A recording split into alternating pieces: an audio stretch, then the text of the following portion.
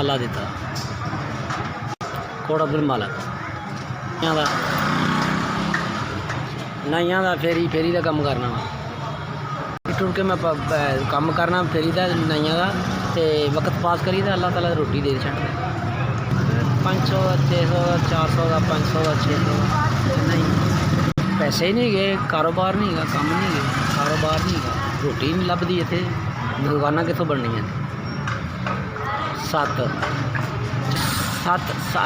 बच्चे ने मेरे ते 4 बेटियां 3 बेटे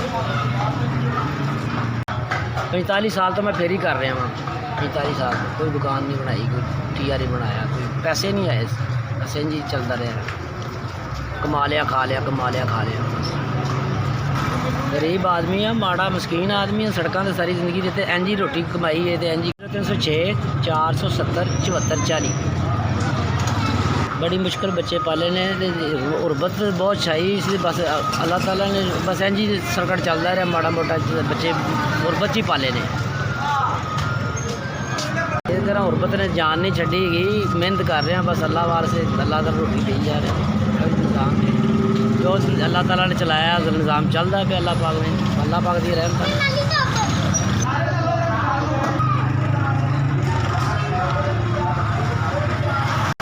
मैंने 3000 रुपया दिता है अल्लाह पाक जिन्हें भी भेजा जिन्हें दिता है अल्लाह ताला ने जिंदगी तंदुरुस्ती अल्लाह ताला उनकी उम्र लंबी करेगा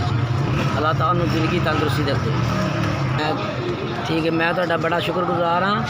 तुसी मेरा साथ दिता है अल्लाह तंदुरुस्ती यस तुसी मेहरबानी तुसी मेरे तक 3000 रुपया पहुँचाया है।